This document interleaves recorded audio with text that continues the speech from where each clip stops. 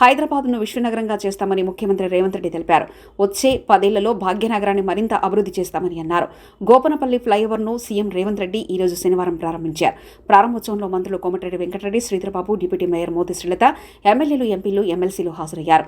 దీంతో నగరవాసులకు మరో ఫ్లైఓవర్ అందుబాటులోకి వచ్చింది. ఈ అభివృద్ధి కార్యక్రమంలో భాగం పంచుకున్న మీకు అందరికీ మనస్ఫూర్తిగా ధన్యవాదాలు. మిత్రులారా, శేర్లింగంపల్లి శాసనసభ నియోజకవర్గం వేగంగా అభివృద్ధి చెందుతున్న హైదరాబాదు నగరం.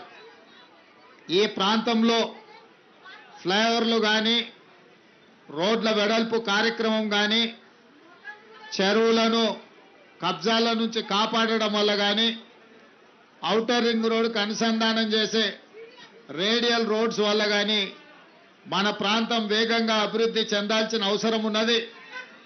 ఇంతకుముందు గాంధీ గారు, కోమటిరెడ్డి వెంకటరెడ్డి గారు, శ్రీనివాసరెడ్డి గారు చెప్పినట్లుగా ఈ ప్రాంతంలో అభివృద్ధి కోసం అవసరమైన ఏ నిధులను ఆపకుండా పూర్తి స్థాయిలో ఎక్కడికక్కడ వేగంగా మీకు నిధులు ఇచ్చి ఈ ప్రాంతాన్ని అభివృద్ధి చేసే బాధ్యత ఈ ప్రభుత్వం తీసుకుంటుందని చెప్పి మీకు అందరు తెలియజేస్తున్నా. అదేవిధంగా ఇవాళ తెలంగాణ రాష్ట్రానికి 65% ఆదాయం మన ఈ ప్రాంతం నుంచే, జంట నగరాల నుంచే, హైదరాబాదు నగరం నుంచే వస్తుంది.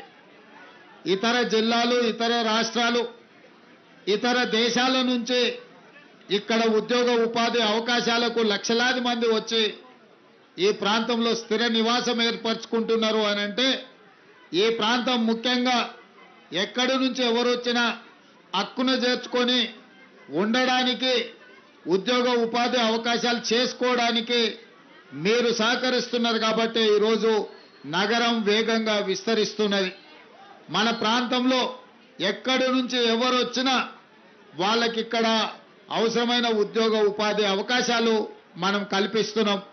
అందుకే ఈ హైదరాబాదు నగరంలో శాంతి భద్రతలను కాపాడాలని, ట్రాఫిక్ సమస్యల్ని పరిష్కరించాలని, ఎక్కడికక్కడ వర్షాలు వస్తే రోడ్ల మీద నడుముల్లోతూ నీళ్లు నిలబడి ట్రాఫిక్ ప్రజలకు అంతరాయం కలిగిస్తుంటే వీటిని పరిష్కరించడానికి హైడ్రా అని ఒక నూతన వ్యవస్థను ఏర్పాటు చేసి ఒక ఐజీ స్థాయి అధికారిని నియమించి ఆ కింద కూడా పూర్తి స్థాయిలో అధికారులను నియమించి ఇటు పోలీస్ శాఖతో, మున్సిపల్ శాఖతో, వాటర్ వర్క్స్ శాఖతో, రెవెన్యూ శాఖతో సమన్వయం చేసుకొని ప్రతి ప్రాంతంలో ఉండే సమస్యల్ని పరిష్కరించడానికి ఒక నూతన వ్యవస్థను మనం ఈరోజు ఏర్పాటు చేసుకున్నాం.